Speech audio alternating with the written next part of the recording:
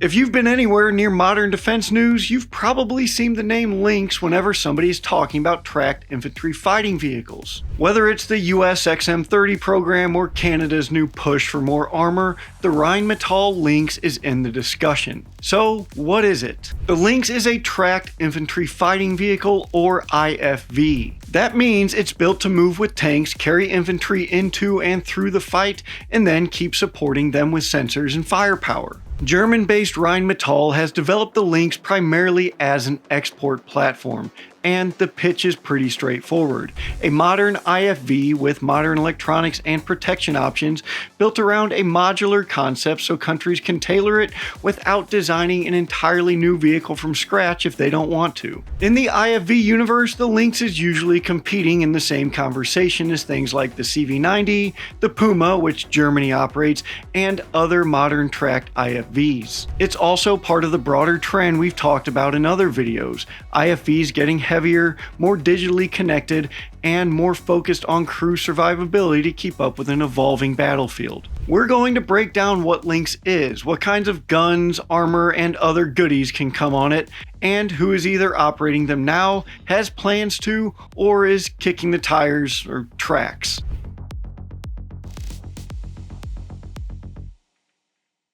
To start, when people say the Lynx, they're usually talking about a family of two vehicles, the KF-31 and the KF-41. The KF-31 is the smaller baseline that tops out at around 38 tons and is built around a 3-person crew with 6 dismounts. The KF-41 is the bigger version, and it's the one that's actually been ordered and built in meaningful numbers. Rheinmetall's KF-41 tech sheet lists dimensions of roughly 7.85 meters, or about 26 feet long, 3.78 meters, 12.5 feet wide, and 3.3 meters, or about 11 feet tall. It hits the scale at up to 50 tons depending on the configuration. It also lists payload greater than 7 tons, which is Rheinmetall's way of saying that you can keep adding armor kits, sensors, counter-drone gear, and whatever the next problem is without instantly overloading the vehicle. The big selling point of the Lynx family is that it has high commonality and modularity. By standardizing the expensive and painful stuff like the hull,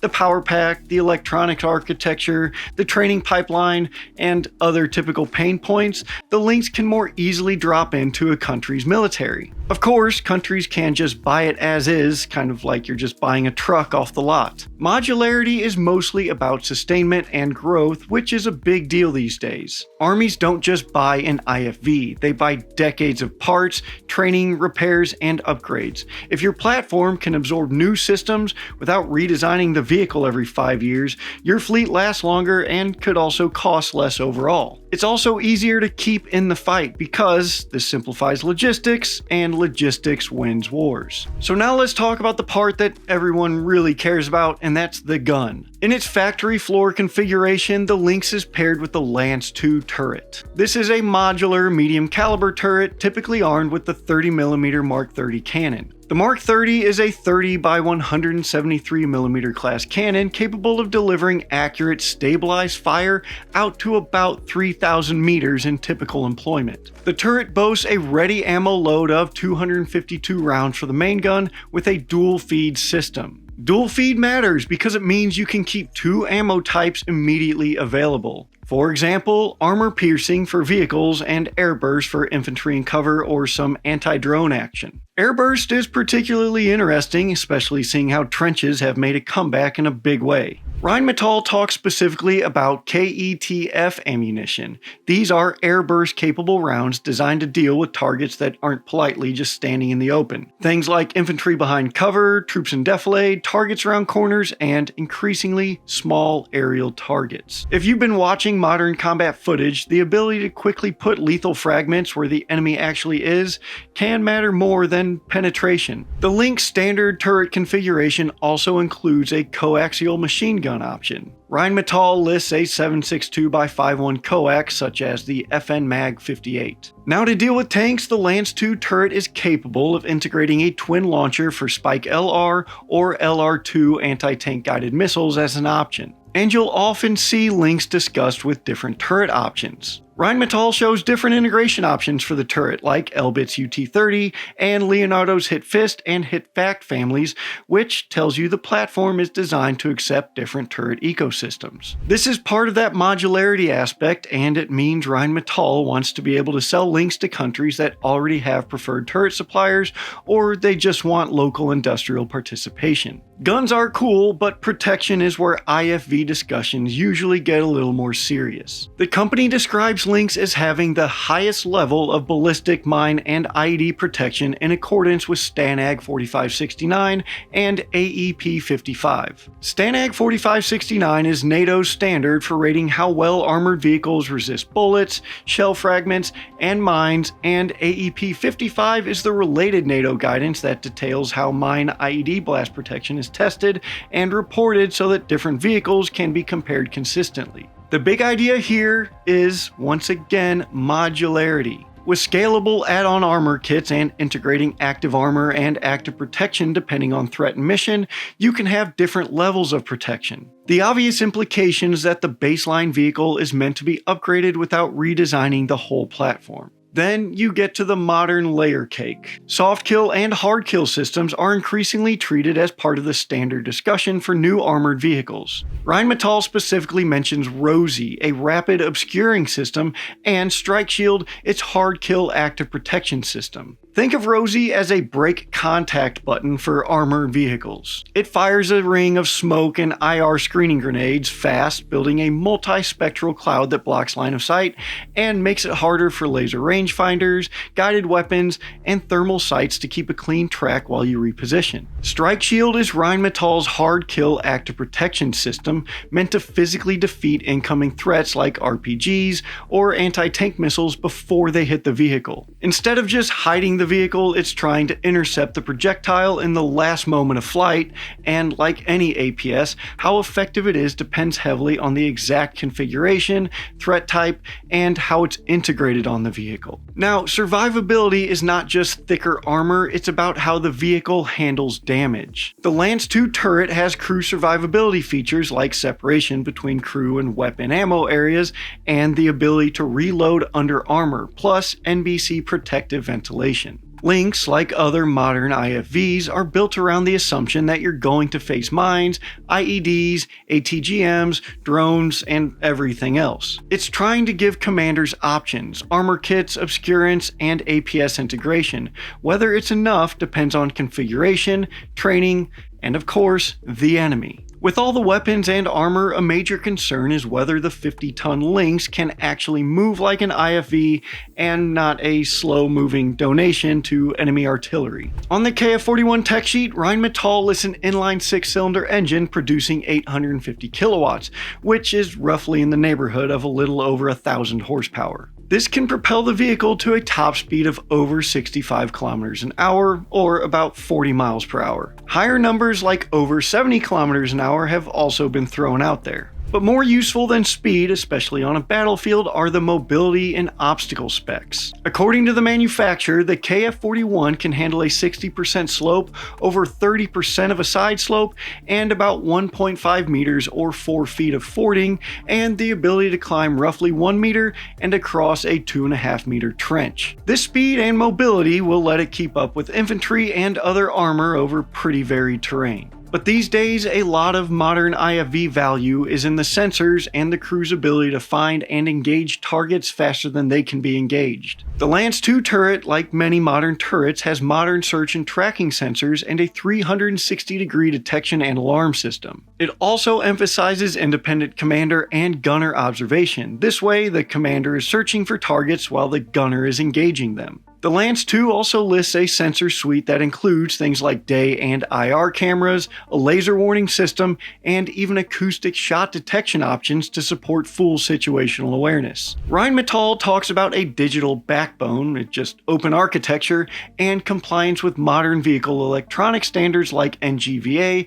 or NATO generic vehicle architecture. Open architecture is good, it makes upgrades easier, but architecture prepared for future technologies is not the the same thing as your comms and BMS integration will be painless. Integration is usually a spot where vehicle programs can struggle. But the vehicle is still digitally modern, and that matters because modern combat increasingly rewards the side that can see first and share targets fastest. The unknown, though, is how well it's integrated into each customer's actual network and doctrine. Speaking of doctrine, IFVs live or die on whether they can do the most basic job: carry infantry and keep them alive. The KF-41 is advertised as having a 3-person crew plus 8 dismounts. The smaller KF-31 is described as the same 3 crew but only 6 dismounts. Those numbers matter because they shape how a mechanized infantry unit is organized and how many vehicles you actually need to move an entire platoon or a company. This is a huge aspect of the Army's XM30 program.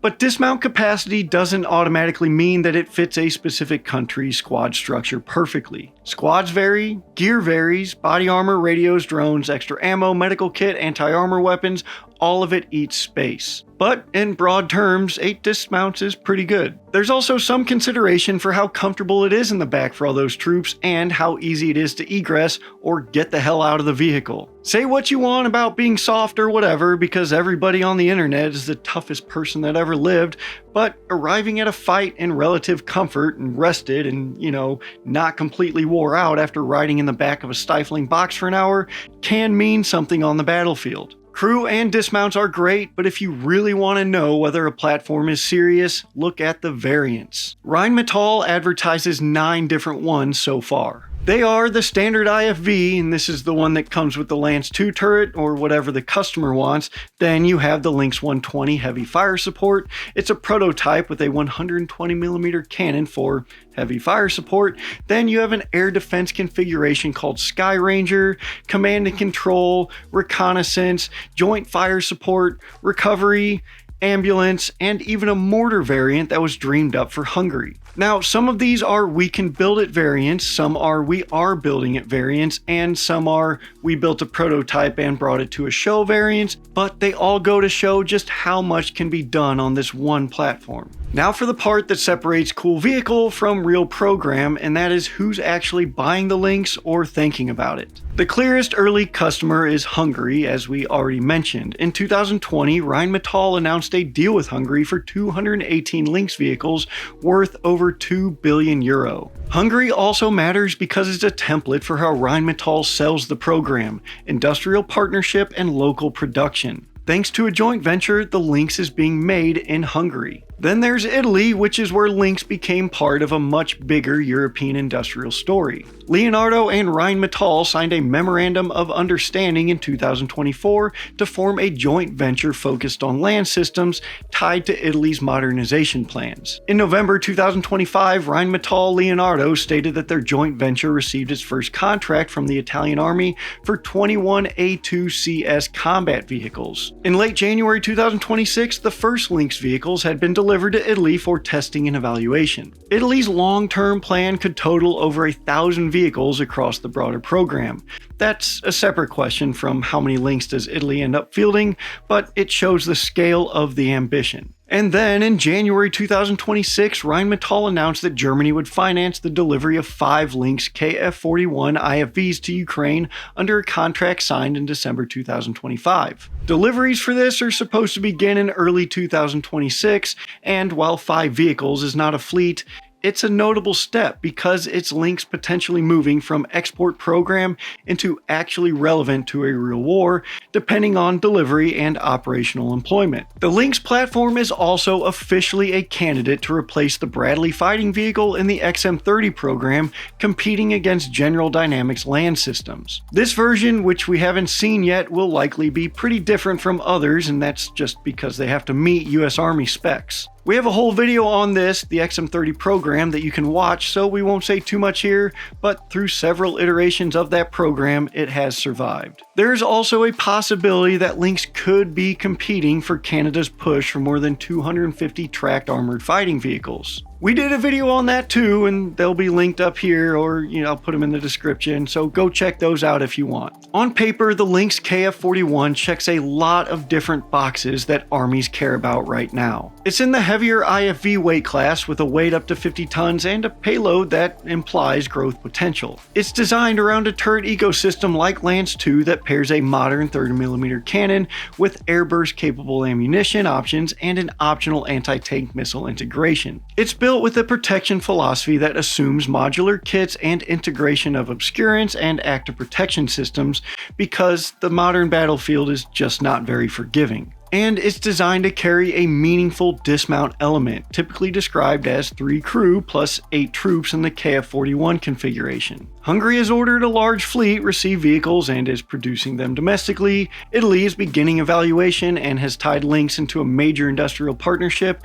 Ukraine is slated to receive a small, Germany-funded batch, which could become the first time Lynx is linked to real combat conditions. So Lynx is at this point now where it's not just an export idea, it's an actual viable option for IFVs for a lot of different countries. The questions that remain though are the questions that always matter with armored vehicles. How expensive is it to sustain over decades? How quickly can crews train, maintainers adapt, and units field not just the IFV but the full support ecosystem? How well do the digital promises hold up when you integrate the vehicle into a real national network with real comms, real electronic warfare concerns, and real battlefield chaos? And probably the most important question, how does it perform when the enemy gets a vote? That's what to watch next, not whether Lynx looks good in a brochure, but whether customers can field it at scale, sustain it, and keep infantry alive while doing the job IFVs exist to do. So let us know what you think in the comments. Alright, so channel update time. I wrote the script and Savvy edited the video. Again, my email is kyle.gunn@taskandpurpose.com. If you have anything to do with the channel, or if you just need to talk to somebody, go ahead and hit me up there. I'm still catching up on emails, and I will always still be catching up on emails, but I was able to catch up a little bit, so I'll be knocking those out here soon. We have a new Discord server. I'll put that link in the description. Go ahead and join us there. It's still small, but over time we'll grow it, and that's where we can have some better discussions than in the YouTube comments, which are just notoriously hard to keep up with. Other than that, I don't have a whole lot. You can get this shirt and more, store.taskandpurpose.com, code actuallywatch for 10% off. I am Kyle, your friendly ginger producer man. You are all dismissed. Thank you so much for being here. I will see you next time.